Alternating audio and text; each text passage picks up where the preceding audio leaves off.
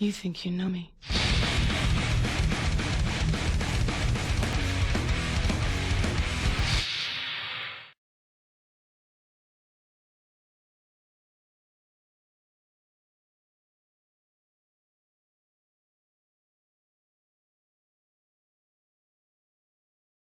I wake up to the sound of my phone vibrating on the table next to me. I groggily grab it and answer the call before checking to see who it is. Hello? Hi, Lopsa. Oh, hey, Sayori. Are you feeling alright? You sound kinda funny. I'm fine. I just woke up from a nap, so I'm still kinda out of it. Nap? I thought you were going to talk with Monica today. I did. She wasn't feeling well, so I ended up coming home early. Is she going to be okay? She'll be fine. It was only a headache. I hope she gets better. Oh, I almost forgot. I was gonna ask if maybe you wanted to watch another movie tonight. A movie, huh? Well, my schedule is pretty packed, but I think I'll be able to squeeze you in. But don't expect more pizza, I'm flat broke at the moment. Don't worry about it. I got that cover. You do? How so? See you soon. Hey! Well, I guess Sayori's bringing food. As I stand up from the chair, soreness immediately invades my back and ass. I guess kitchen tables aren't the best place for naps.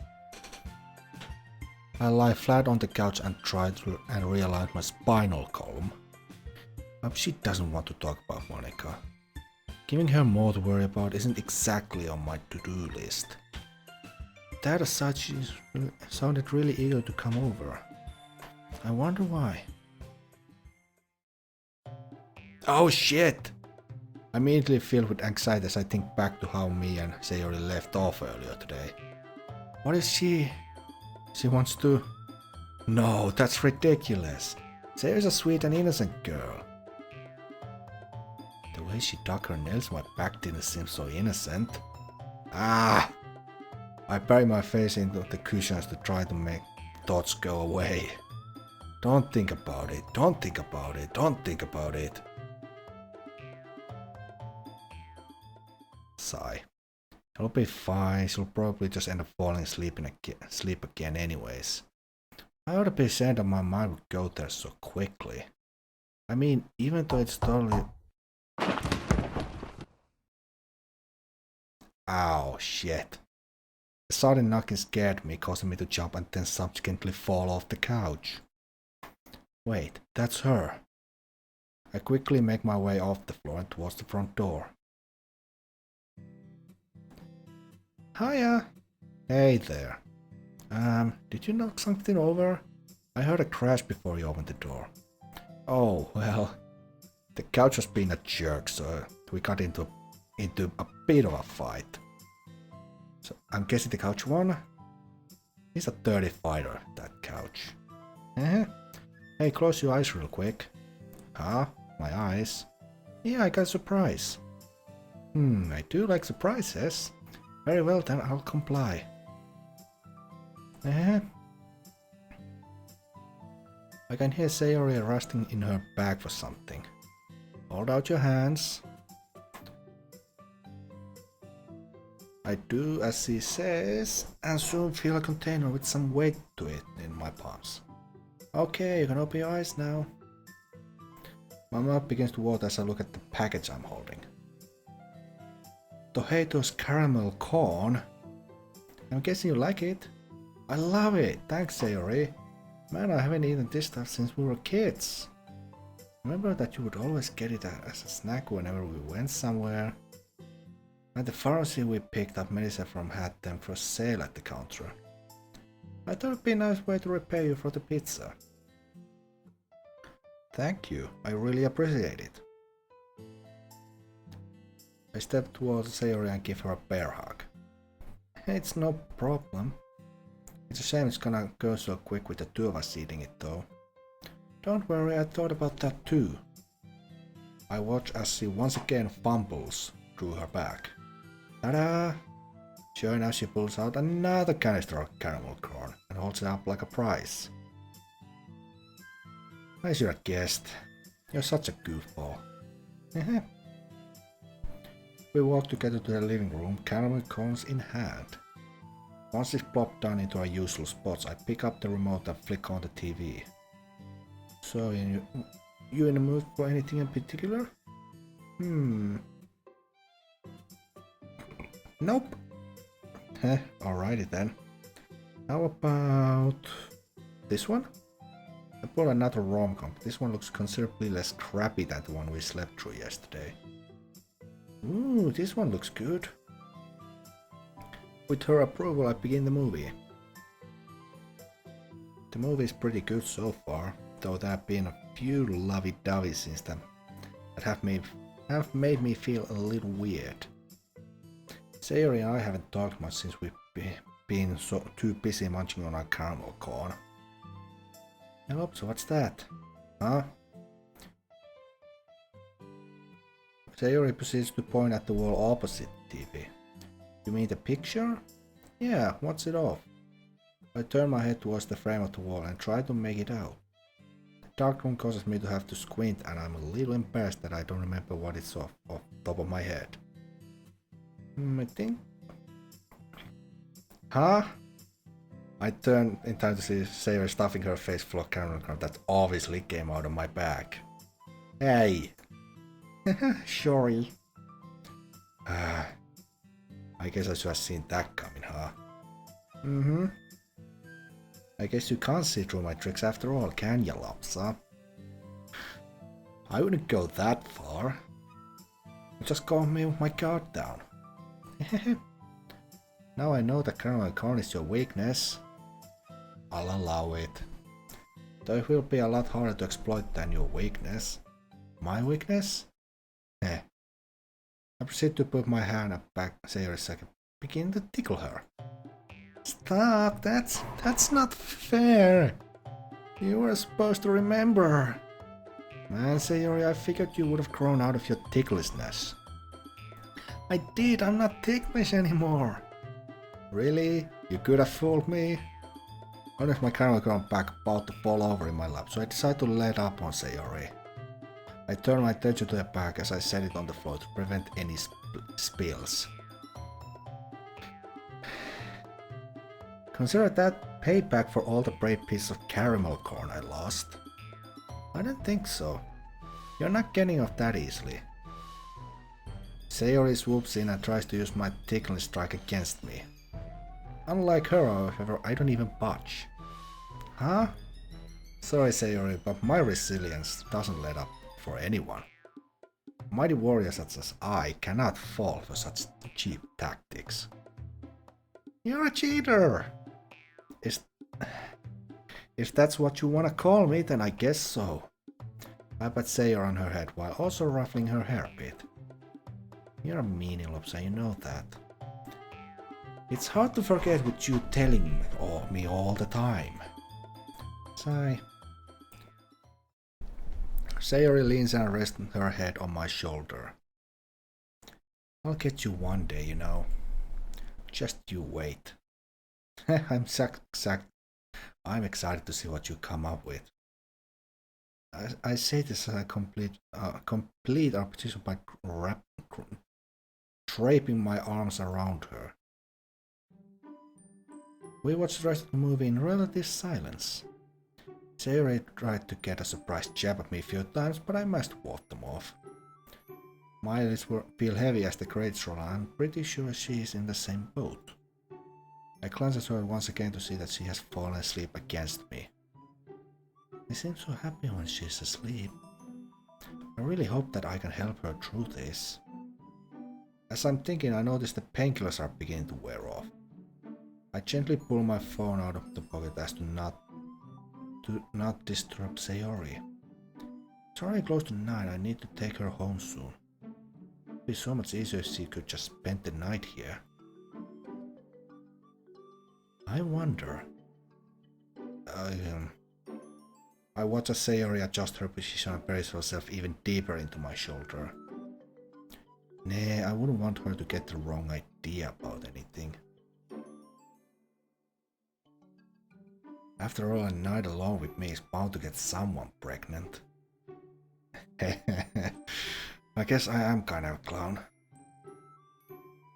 Monica. I feel some guilt creep over me as I think about her, so I try to focus on something else. Hey, you awake, sleepyhead? Was that a yes or no? Come on, we need to get you home before your parents get worried. 5 more minutes. I can't help but admire how cute Sayori is when she's half asleep like this. Please, I'd really rather not have your dad show up and proceed to kill me for letting you sleep like this. Sayori picks up her arms and wraps them tightly around my abdomen. Carry me. What? You want me to carry you across the street to your house? I'm not sure carrying a sleeping girl in the street at night is a good idea. I'd probably get arrested and then killed by of that. Here, I'll carry you to the front door. But after that you have to walk, okay? Okay.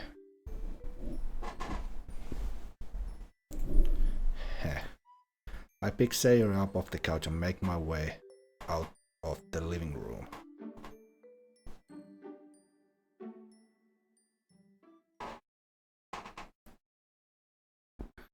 Good night, Mr. Yamori. It was nice seeing you again. I watch as Sayori dad closes the door behind him without even a simple goodbye. Man, how did he manage to get even scarier over the years? Shiver down around my body as I think about what he would do to me if he found out about me and Sayori's makeout session.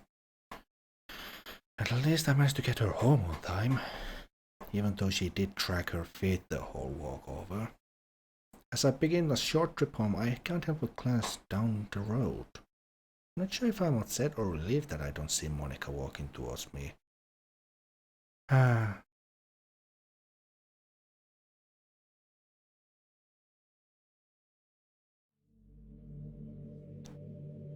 glad to see you again. Truthfully, I wasn't entirely sure how today would go, or even if it would happen at all. I told you that I would let you know what's been going on, but today didn't yield any definitive answers. Don't fret though, I still intend to tell you what I know. First off, you may have already pieced this together. Going off script seems to negatively affect Lopsa. However, I'm still not totally sure how it works. As you know, the majority of actions and dialogues have been different, but not all of it hurts him. My guess is that only the things that are greatly different from the script are what cause pain. Aiding Sayori in her depression and confronting Yuri about her cutting both seem to have taken a significant toll on him. So it may be linked more towards the dread of the girls than it is the script. Here, I'll show you.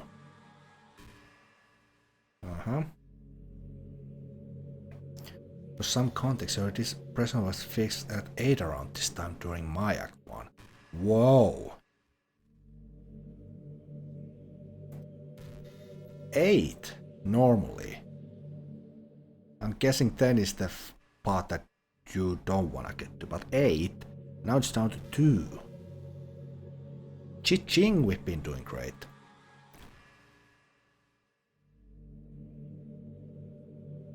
I believe that such major alterations in the script are causing the code to put more stress on him.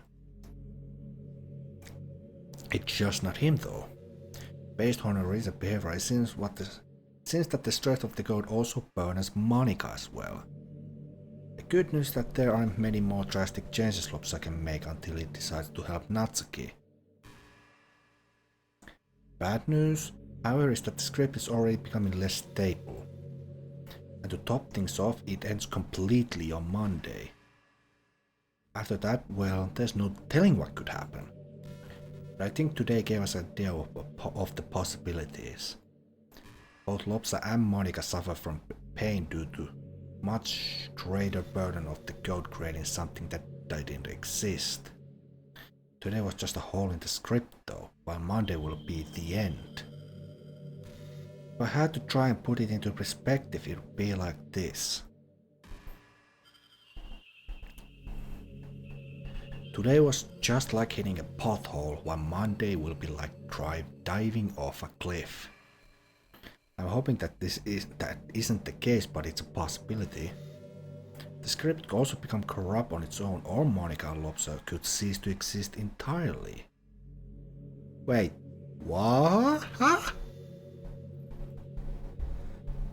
I know it's a scream, but I've been trying to find a silver lining. Until then, there isn't much else we can do other than watch and try to gather information. I know it sucks, but like Lopsa says, there's no point in worrying. I'm sure I'll find something soon, so hang in there, alright? Even if I have to rebuild the script from scratch, happiness will be found in the Literature Club. I'll talk to you again tomorrow night, so be expecting good news.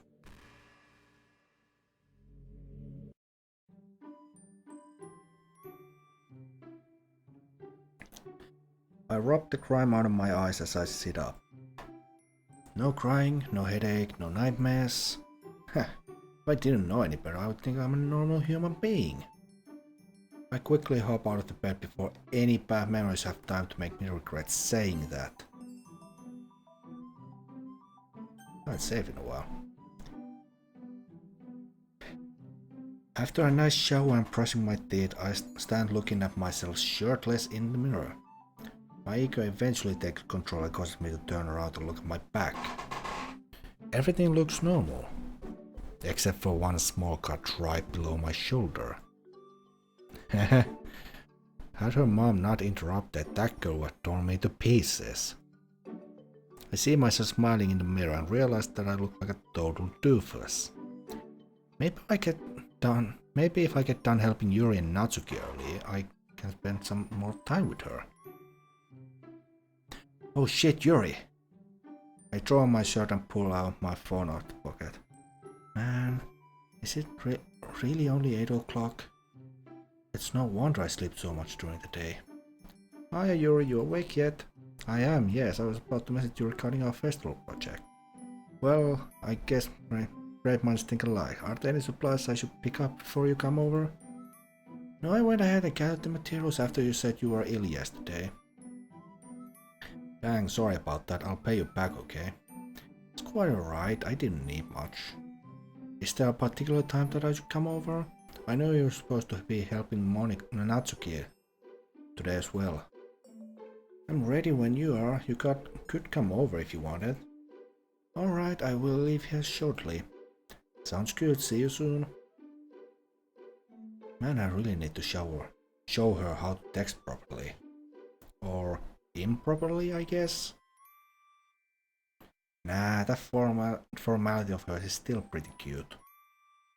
I wonder what kind of decorations she has in mind. I ponder this as I finish getting ready before leaving the bathroom. After having a balanced breakfast of a pack of Pop-Tarts and texting Natsuki about what time to come over, I sit staring off into space. Fury is the definition of a formal texter and Natsuki is the polar opposite. I couldn't even read some of the things she sent because of how she talks. I imagine Yuri has a panic attack whenever they try to text each other. That must be her. Hiya, hello. I'm glad to see you have recovered from yesterday. Well, of course, it's gonna take a lot more than that to bring me down. I'm glad to hear it. I noticed Yuri has left some bags of what I'm guessing are supplies on the floor next to her. Are these all the materials for the decorations?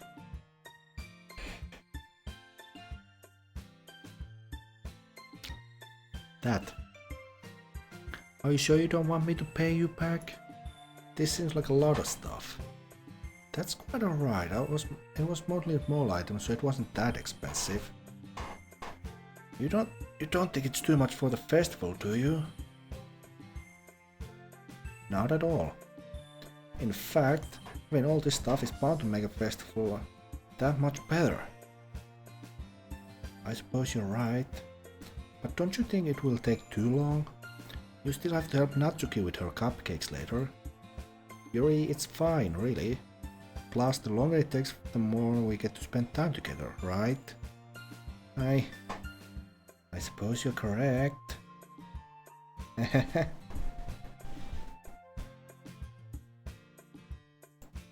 Here, I'll help you carry some of these bags.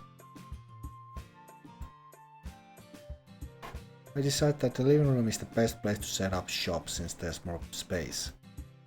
Still, I can't help but feel that something is off as we begin unpacking everything.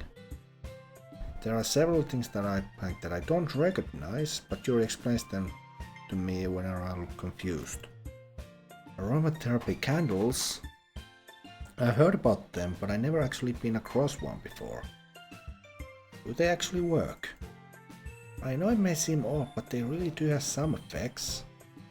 Once we finish unpacking, I'll light one for us. After we get done unloading everything, I'm blown away by the amount of stuff she brought over. I'll be honest, Yuri, I didn't expect you to put so much effort into this. Of course, I want to help take out guests to faraway places. Although many will be stopped just out of curiosity. For cupcakes, I guess. But I'm determined to prove the experience, blah blah.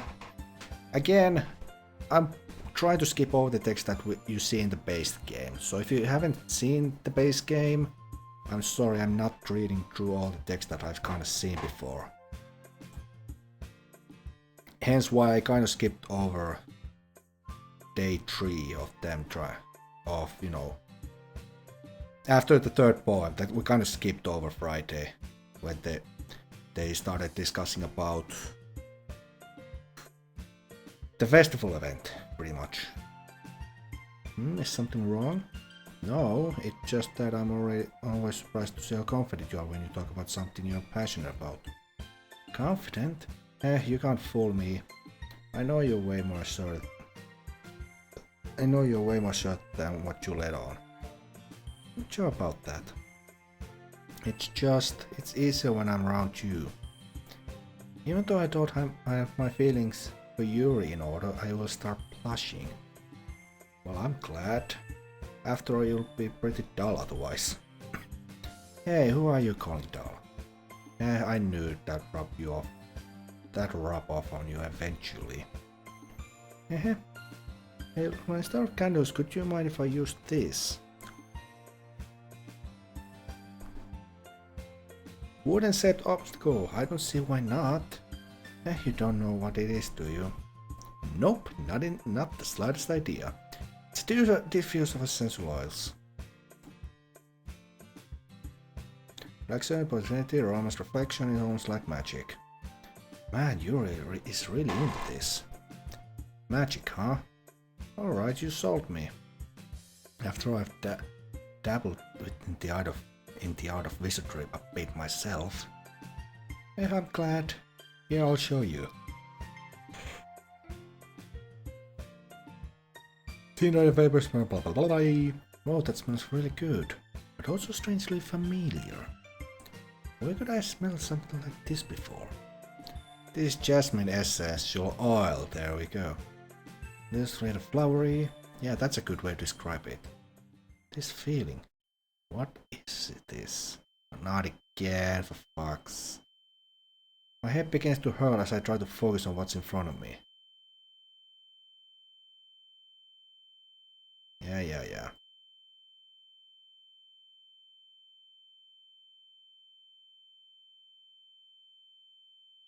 What's happening? What's going on? Damn it, why can't I say anything?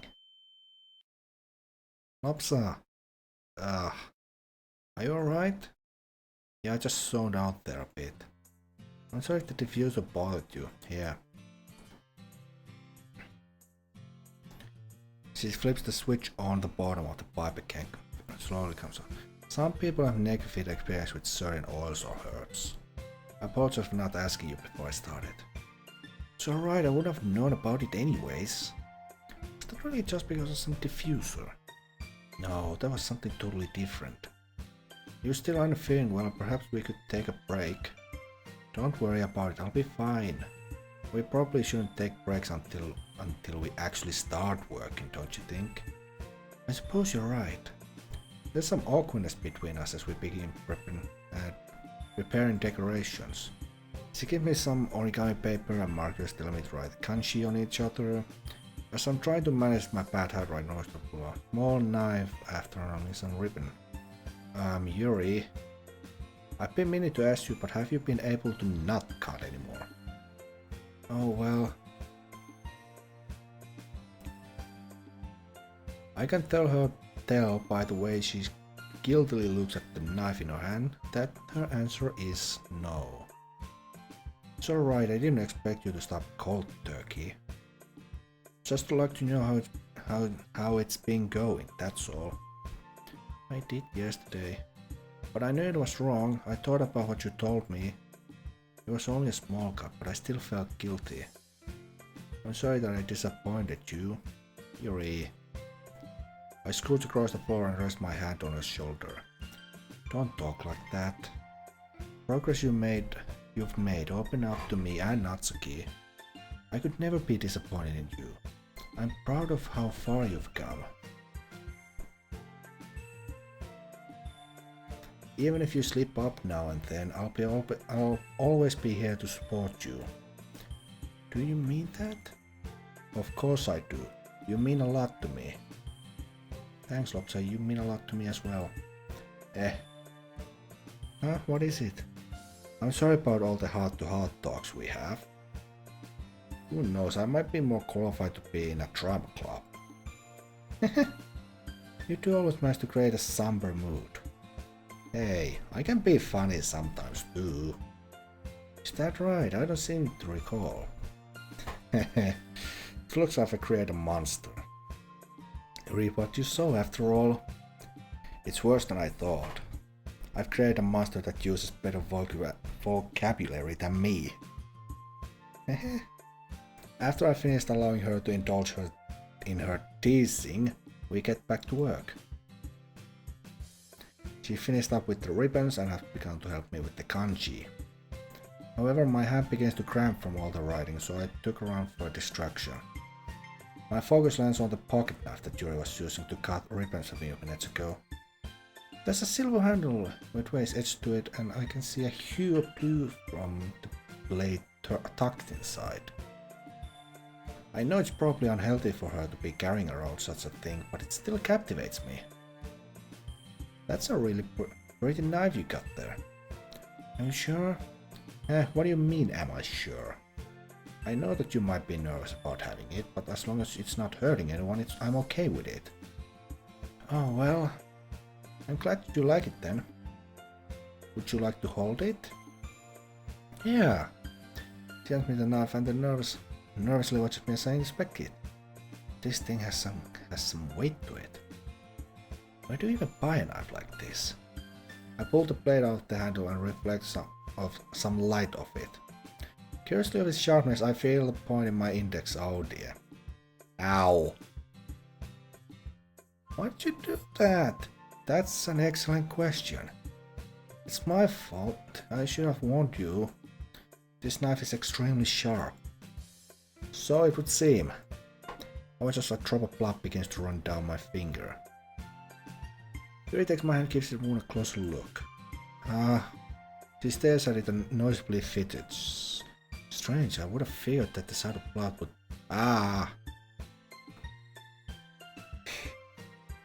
Finger in her mouth licks the wound. I feel her tongue curl on my finger.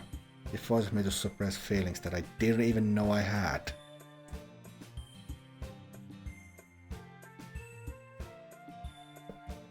Without much more thought, I pull my hand away from her. Oh, please forgive me. I wasn't thinking. Yuri lowers her head, her face burning up. Yuri, that's the most embarrassing thing I've ever done. How could I do something like that? I'm sorry.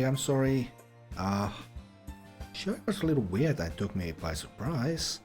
but I guess he was trying to help, right? I think you're reacting a bit. She doesn't lift her head. As adorable as she is when she's flustered like this, I should probably cheer up. Right, you know what? My brain comes with many solutions to this problem, so I decide to pick the worst one.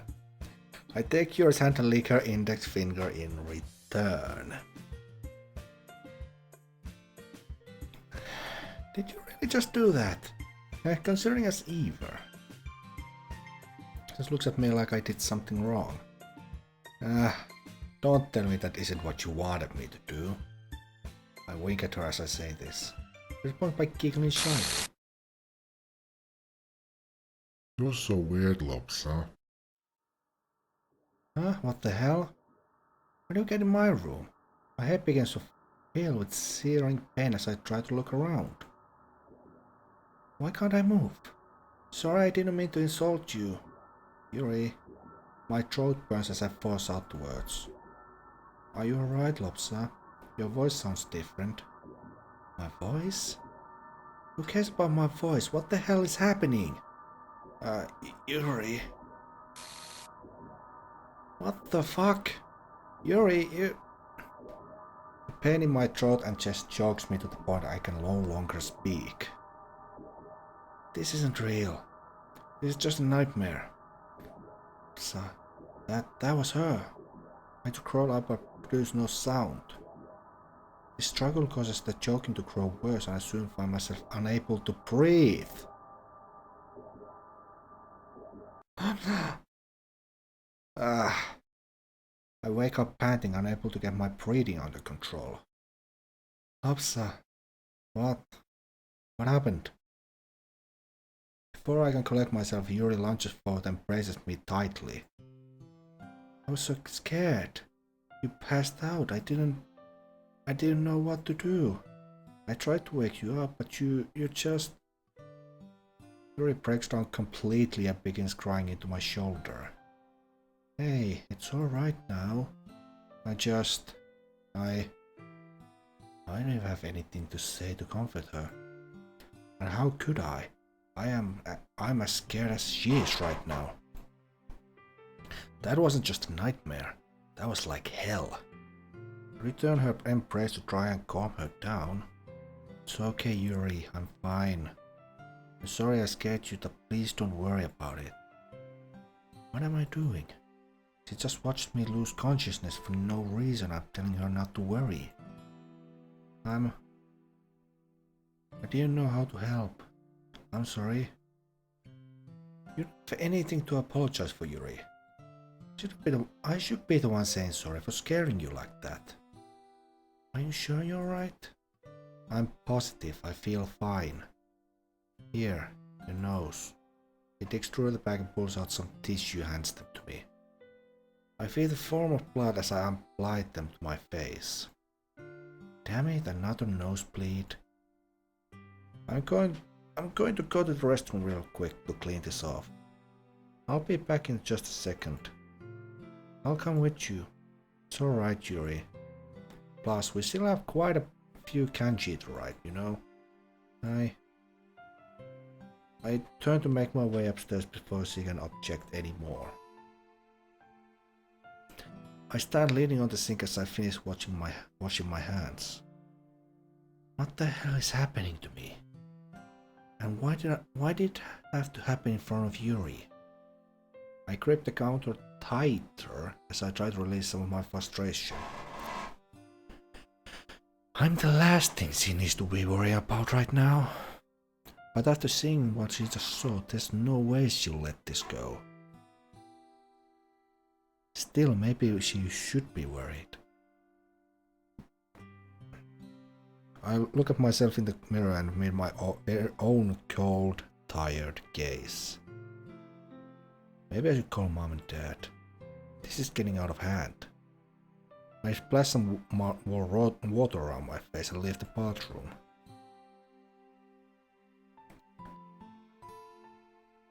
As I re-enter the living room, I see Yuri sitting on the ground staring at some origami paper. She has the marker in her hand, but it appears to be trembling too much for her to write. Yuri, Is everything alright? Everything is fine. Please don't worry about it.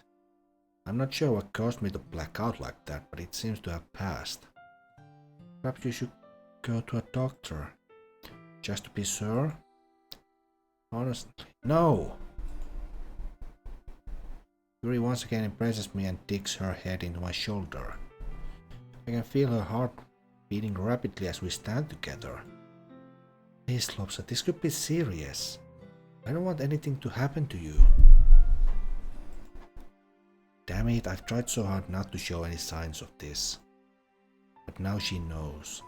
This is only going to make things harder for her. I've yet to return Yuri's hug as I try straightening out my thoughts. Alright. Now, I'll call my parents. I'll tell them what's been going on and to schedule me a doctor's appointment. Her grip on me eases up as she hears this. Thank you. But only on one condition. Huh? You have to promise not to tell the others about this, okay? I don't want anyone else being worried because of me. Okay. But you should know that we're your friends, Lopsa. We're only worried because we care about you. So I don't intend to go against your wishes. Maybe I should go that you can get some rest. Why? Why aren't I saying anything? I don't want her to leave, but I don't know what to do right now. I'm frozen in place as I watch Yuri begin to pack up her supplies. Say something, anything. Yuri. Yes? Thank you. Thank you for caring so much about me. That's what friends are for, right? Here, let me at least help you finish with the kanji. I would feel bad if I left you with so much work to do. You really are selfless, aren't you? Stop it, you make me blush. You and reposition ourselves back onto the floor and pick up where we left off. As we work, I noticed she sneaks glances at me with an expression of both joy and concern. We were mostly silent as we completed the kanji curtain. I tried to say something witty or cute here and there, but something felt off.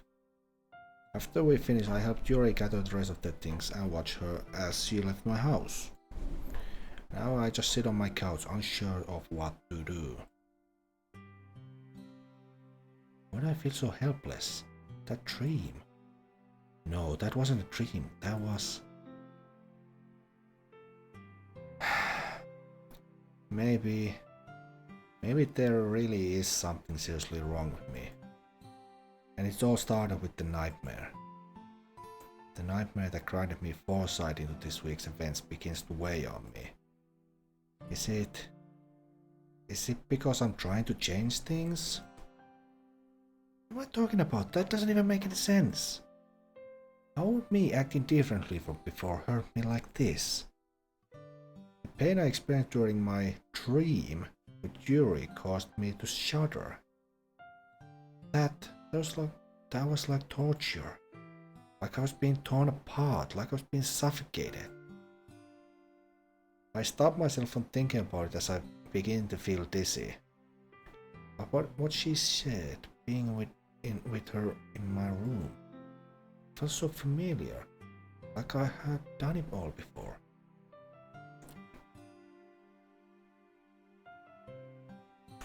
But I know that I never have. I spent the last Sunday with Natsuki. I'm tempted to cancel our plans to make cupcakes, but I can't bring myself to do it. Something like that happens while she's here too. How will I get through to her if she's worried about me? She can act like she's bothered, but I know it would eat her up inside. Just like Yuri. Damn. Damn, why do I have to be so pathetic? I feel tears in my eyes as I stare off into nowhere. No, I can't get like this. Even if there's something wrong with me, I still have to help the girls. I can't afford to get all depressed just because I made Yuri worry. She's come so far since we've met. Finding off her urge to God, showing more confidence around others. And then there's Sayori. She opened up to her parents, went to the doctor, got medication to help her fight her depression. I should be happy. But then there's still Monika and Natsuki. I've all but ignored Natsuki this week, and I think I've actually made Monika worse off than she was. Ah! I yell into my ceiling as I try to release my emotions. If that's the case, I'll just have to try harder. I'll help Natsuki with her dad. I'll even beat that bastard's ass if I have to. And for Monika, I'll come up with a solution. That's reassuring. I shoot up off the couch and clap my hands together. Alright, I still have about 45 minutes until Natsuki gets here. I'll use that time to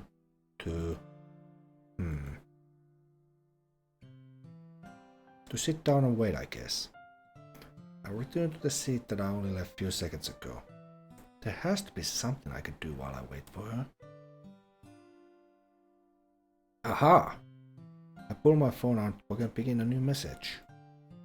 Hey, I was wondering if you were feeling any better today.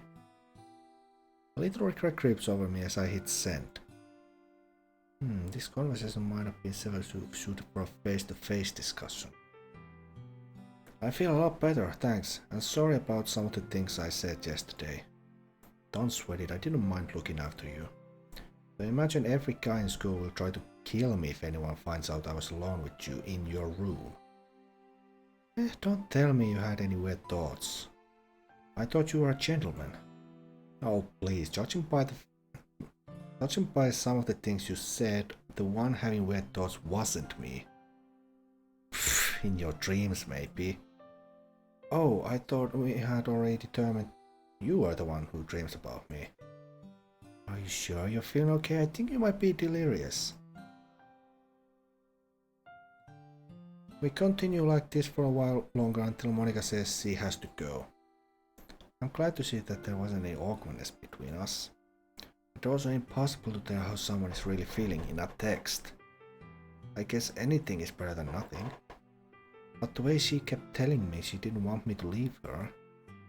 Is Monika... is she lonely? But how? She's so popular and now she also has a club. When I had class with her last year, she was surrounded by people. Maybe she really does hate the whole class star thing. But why get so attached to me? Surely there have been other guys who have treated her just like a normal human being. Sigh. My sighing is interrupted by a knock on the door. Guess that means it's showtime.